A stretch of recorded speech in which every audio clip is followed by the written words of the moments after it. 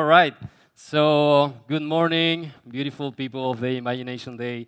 If I've done my work properly, I intend to do something more than just inspire you. Today, I'm going to be sharing with you some tools and techniques that I believe have the power to really push you to do that leap between smart to genius. And first, of course, let me explain what do I mean by smart and genius. In our industry, everything goes down into, are you capable of thinking and making great things or not, right?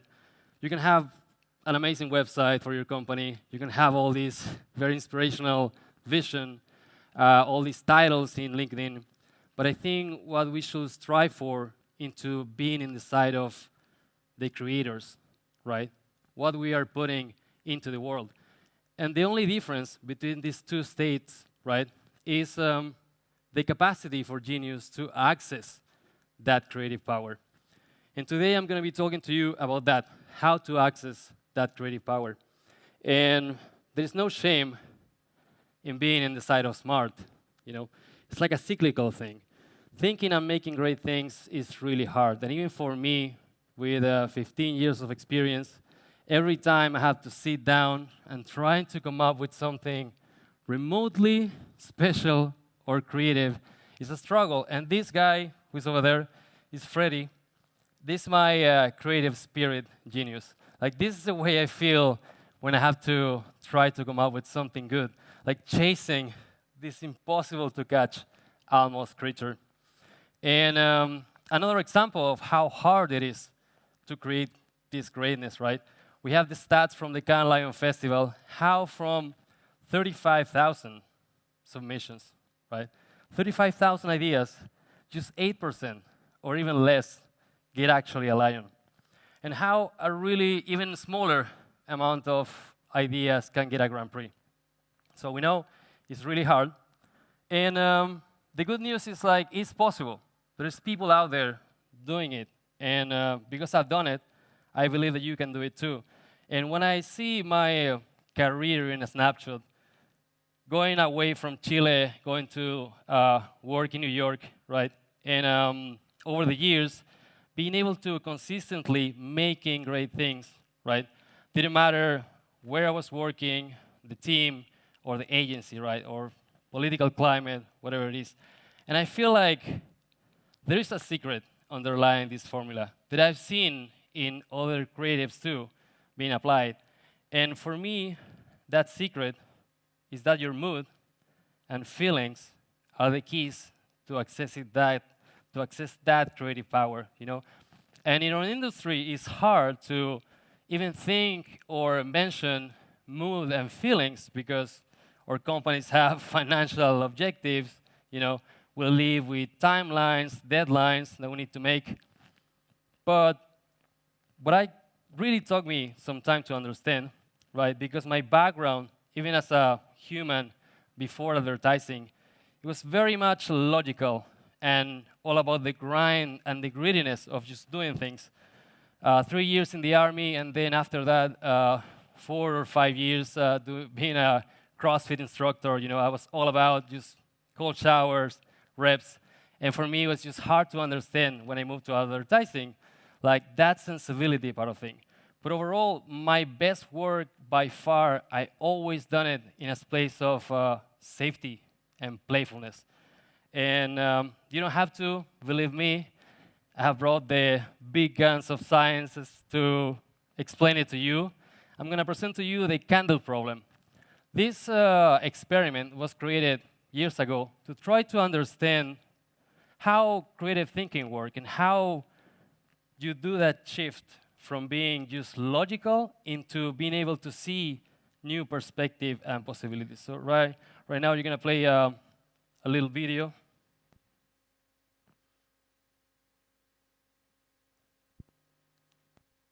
Individuals are led into a room that has a table sitting against the wall. On it is a box of thumbtacks, some matches, and a candle. They are asked to attach a lit candle to the wall in a way that the wax won't drip onto the table, and to do this as fast as they can. Many who attempted the test tried creative methods, but were unsuccessful. Some took a tack and tried to pin the candle to the wall, but that wouldn't work. Others lit a match and melted the wax on the side of the candle and then tried to stick it to the wall, but that wouldn't work either. Some figured out that the real solution was to empty the box of tacks and then tack the box to the wall and place the lit candle in it. Cool. So you can see here how this is pretty much how our life work in advertising or marketing or communications, right? We have a problem.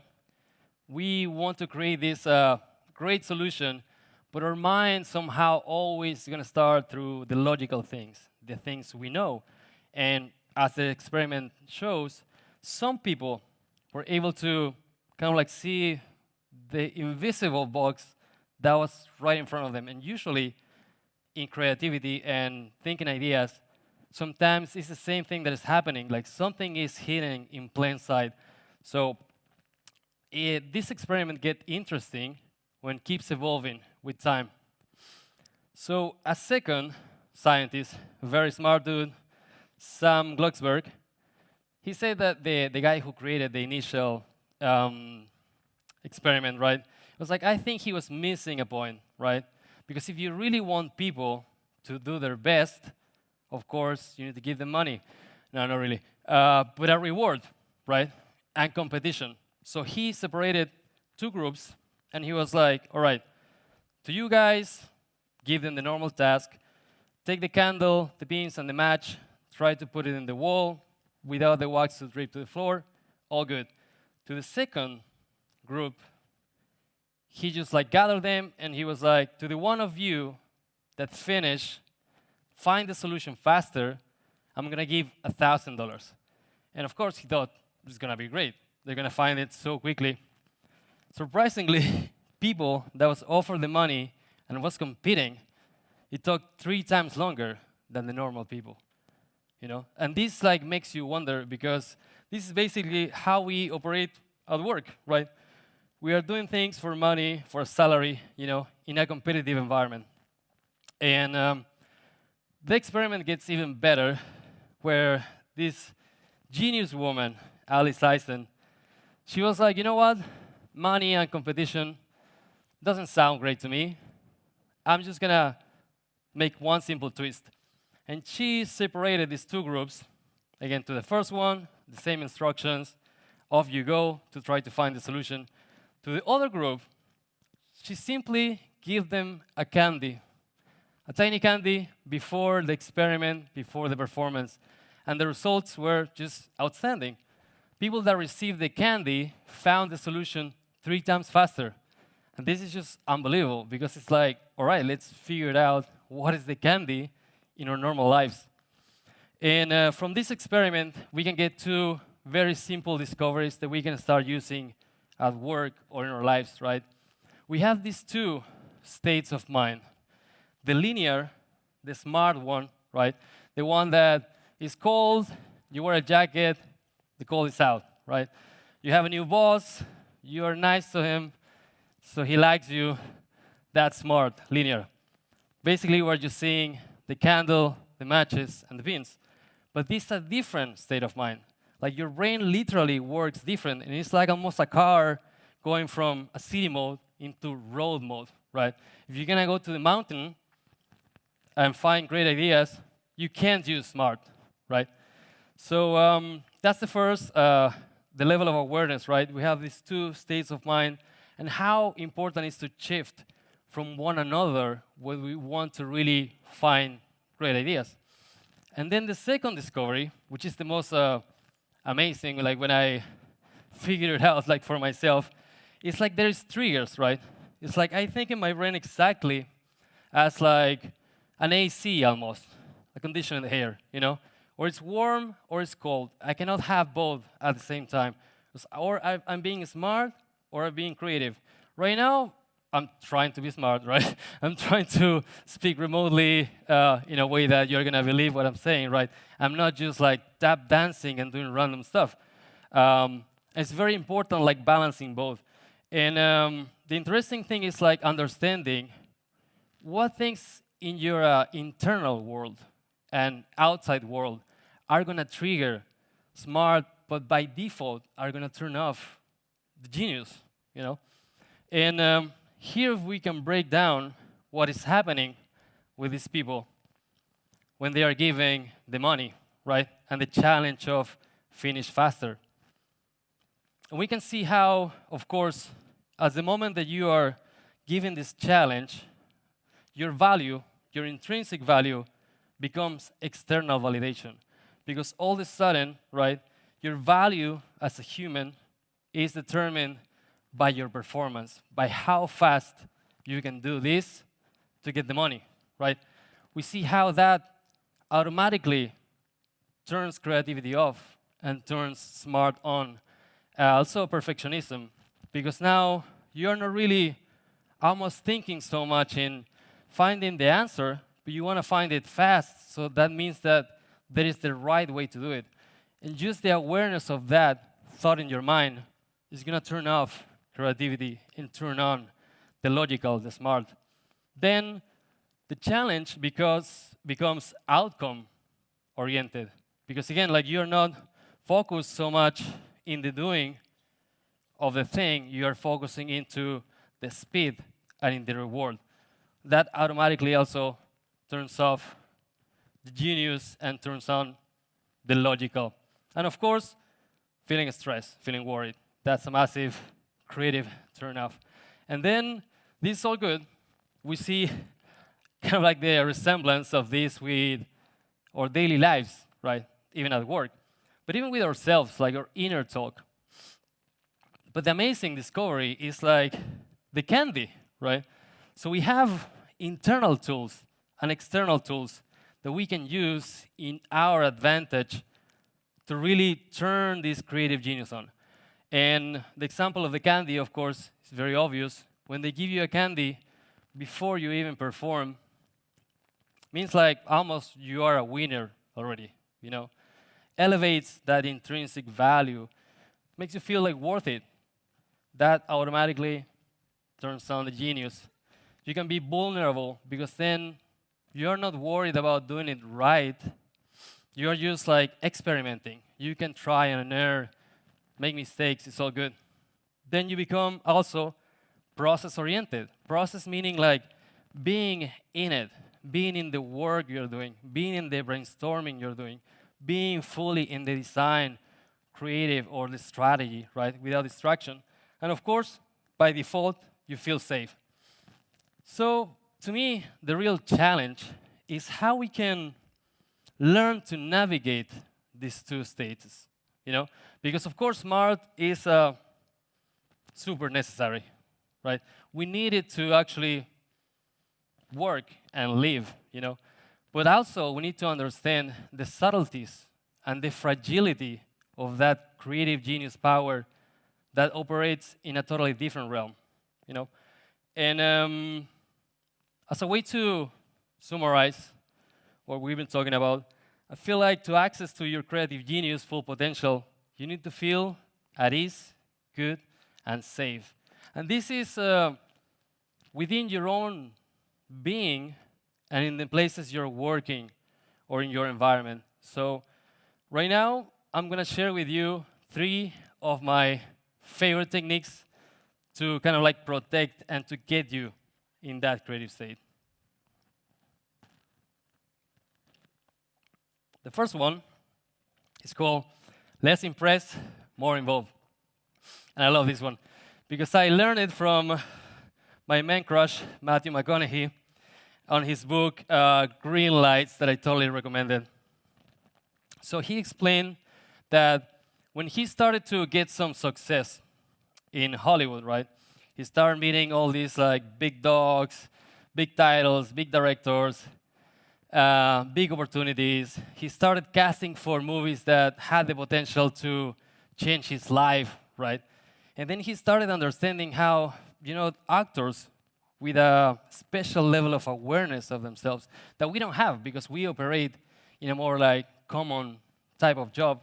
But if we want to exploit our creative thinking, this is essential because he noticed that the scale of things interfere with his performance.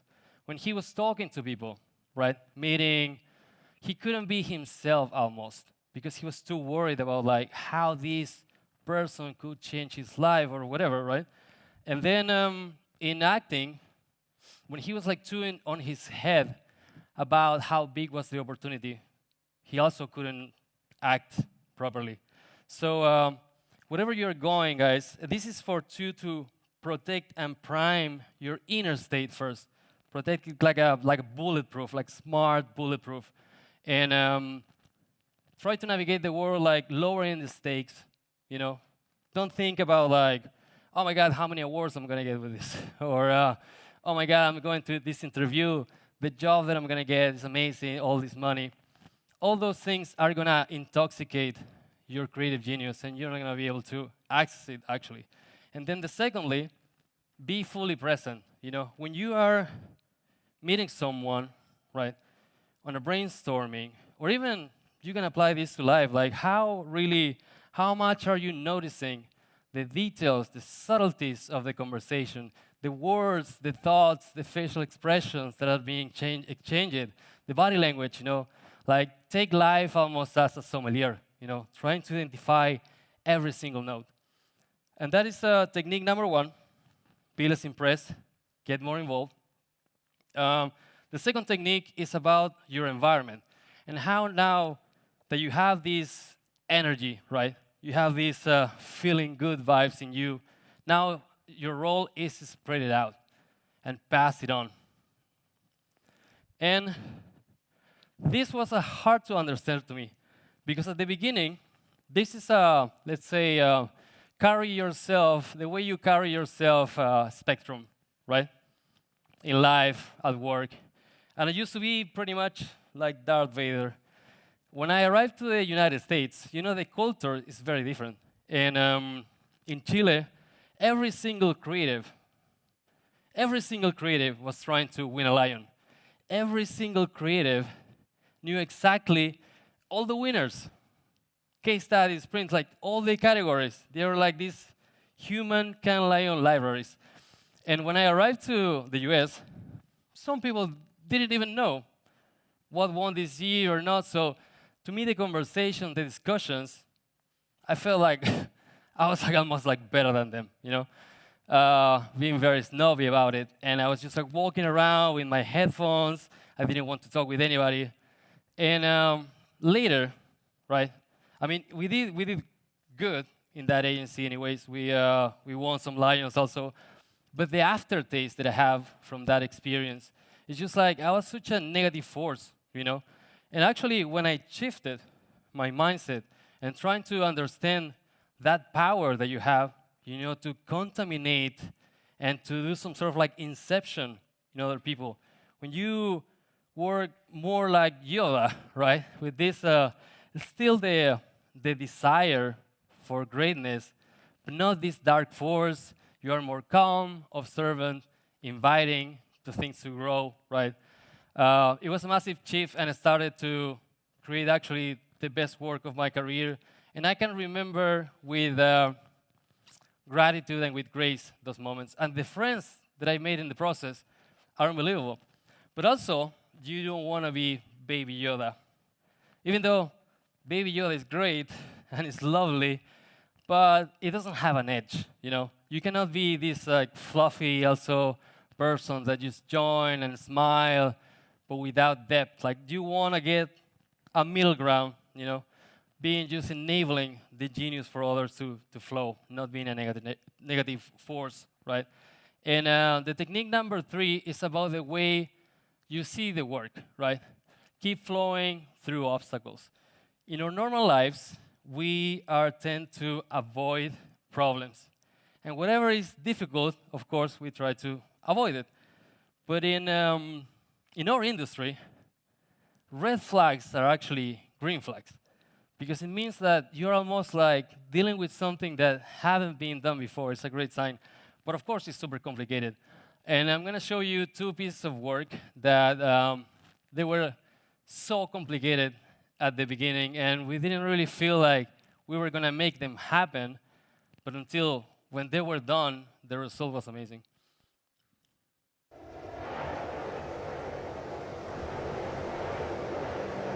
صعيبة الناس كان للسبيطار لا والو كنمشيو يومين من وصلوا للسبيطار 4 horas para a gente chegar até o local para fazer o exame, né? A viagem de barco é bastante longa. Doctors and diagnostics can't get to them, so we needed to find the solution that could, no matter how far they are. Dogs can detect cancer and many other diseases with nearly 100% accuracy. So we rescue dogs left to die in shelters and train them to diagnose and save people. We partnered with K-Dog, part of the renowned Curie Institute in Paris, to create Dogs Without Borders.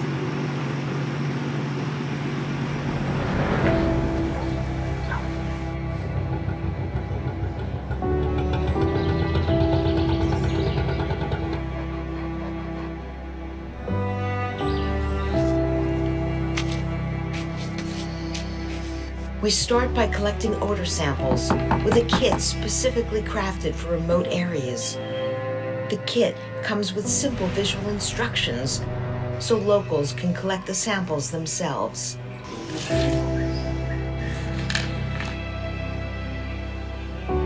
Then, our medical dogs sniff out the samples. The sooner they sniff it, the higher their accuracy in detecting disease, and the sooner patients are sent to further analysis and treatment. Dogs can go where most doctors can't. C'est la première fois que nous utilisons des chiens pour une aide au diagnostic. A gente está treinando uma matilha de cachorros médicos. O câncer é só o começo. Dogs detect particles in such a low level that even our best machines sometimes cannot. So we actually are behind what nature, in a sense, allows them to do. هذا الكلب غيكون بمثابة طبيب للرحال. Nós salvamos os cachorros e os cachorros nos salvam.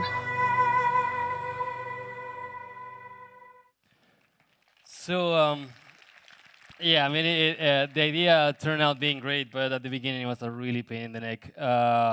It was so much back and forward with clients. You know, we end up just doing it with the NGO K-Dogs because they had the training process right. But there were so many questions.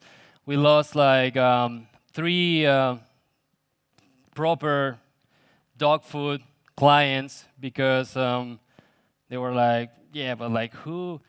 Like, how we know if these dogs detect actually cancer, right? We find people that needs help, and then afterwards, those people die, right? We are like, well, but we can, get them in the right path. But anyways, like that's the smart side of their brain, the clients. But that was one of the problems. Then, how are we gonna actually certify these dogs? I'm just gonna point out the problems, but you can imagine like there are like 1,000. How are we going to reach out these communities who have a friend who lives in the Amazonas or in Morocco and they don't even have Wi-Fi? But we have to, actually the logistics of that was insane. And then how we are going to make the dogs traveling, they need a special certificate, all of that. So again, massive pushbacks, but you got to just believe in the purpose of the idea. I mean, we keep like the organization talk this project. After Cannes, we got I think a gold lion in sustainable development and few other lions in other categories. But the most important thing, the organization actually got a lot of donations, so they can like keep running with the program. Secondly, another piece of work that turned out to be great, but at the beginning there were massive challenges.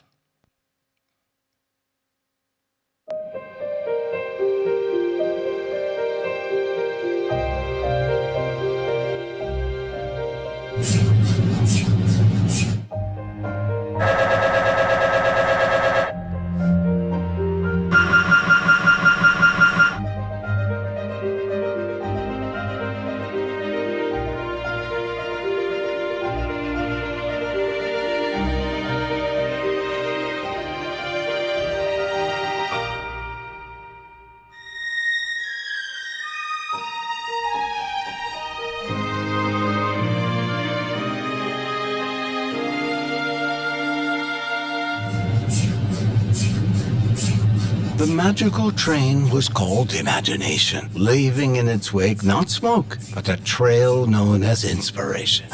Every MRI scan makes a unique sequence of sounds, so you can predict when each sound will occur in the scan. We created children's audiobooks to match the sounds of the most common pediatric scans, syncing story moments precisely with each sound in the scan. Now, the stories give new and delightful meaning to all MRI noises. This noise becomes a clumsy robot. A boy turned on a tiny robot by mistake. What a mess it made. And the loud sound becomes a brave spaceship. Dodging laces in a dance, our heroes sailed on with great advance. Os casos em que as crianças de oncologia vêm fazer várias vezes este exame, é muito importante termos um projeto como este, com história e com sons, para poder ajudar essas crianças a fazerem os exames sempre que seja necessário. Our pilot in Portugal was a success. We are eager to expand with multilingual stories throughout millions of MRIs worldwide. This is just the beginning. Vê-la feliz é uma pequena vitória nesta grande batalha. Eu pensava que ia ser horrível, mas até foi divertido. Posso lá de novo agora?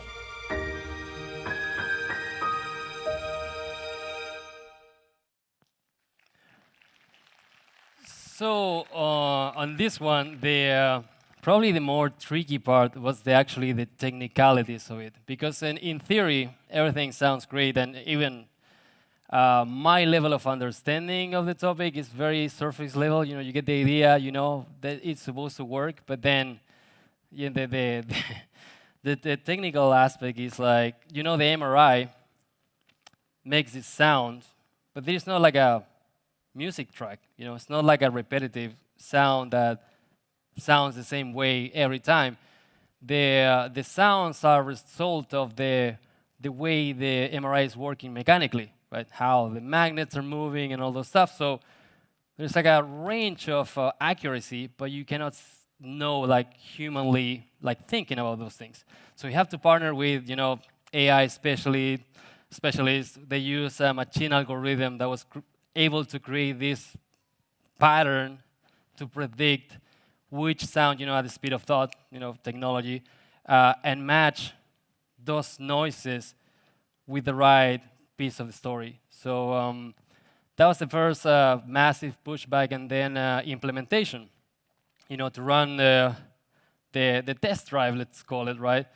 As here, the case study, of course, is in Portuguese, because we couldn't do it in the United States. We couldn't find a hospital that was friendly enough to open the doors for us to get inside. You know how hospitals are sometimes like military bases. We found one in Portugal. So imagine the level of logistics, like how many doors you can knock to do this, that it appears to be such a nice, you know, idea. Like, why you're not going to want to be developed or implemented in your hospital? But that's how it goes.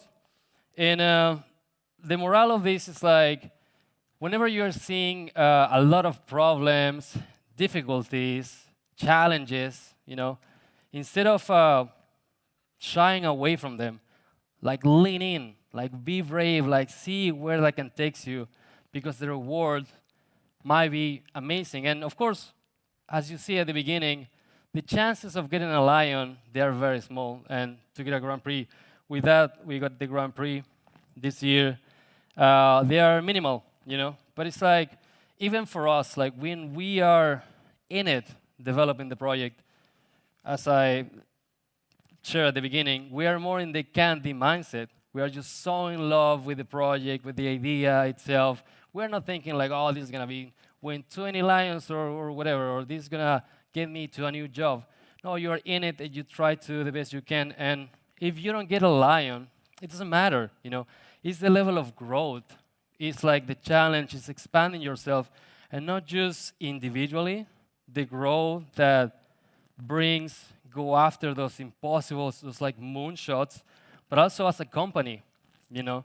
The level of trust that you build through the try and error, like the bravery that requires, like works almost like a glue, you know, give you like that almost like Navy SEAL vibe, you know. We're all in together for creativity.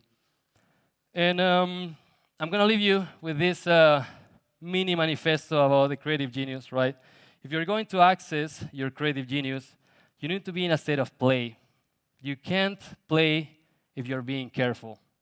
If you're trying not to make mistakes, it completely destroys creativity. So my invitation for you is like, take really these tools. Hopefully you write it down. And the way I do it is like, arm yourself on a daily basis. In the morning, arm yourself. Protect that creative energy. Prime yourself. Don't let like the environment dictate the way you think and the way you feel about creativity.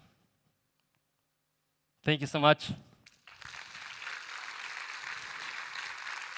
My, Guillermo, I have to admit that I'm absolutely gobsmacked by these projects, as I believe our audience is judging by the ovation, because it's pure excellence. And we very often aim at perfection. And as I remember watching an interview with Vince Lombardi, who is an American football coach, he said that chasing perfection, we can catch excellence. What do you think about that? Yeah, I don't think it's. I don't think it's perfection, but it's difficult. Like human grows through difficulties, and so I wouldn't call it perfection because again, it's like that's the outcome. But like exposing yourself, like getting out of that comfort zone is very cliche. But like you know where it is. Like you know, like even your company, start investing. Put you that mission. Imagine like for a human or for a company, you know, like this year we're gonna go after our first Cannes Lion. You know, just the intention and the work that implies try to match the intention with reality is what's gonna create the growth. Well, perfection is very often unattainable, but the chase to excellence is chase of the rabbit. Thank you very much once again. Awesome. Huge round of applause, ladies and gentlemen. It's a clear then.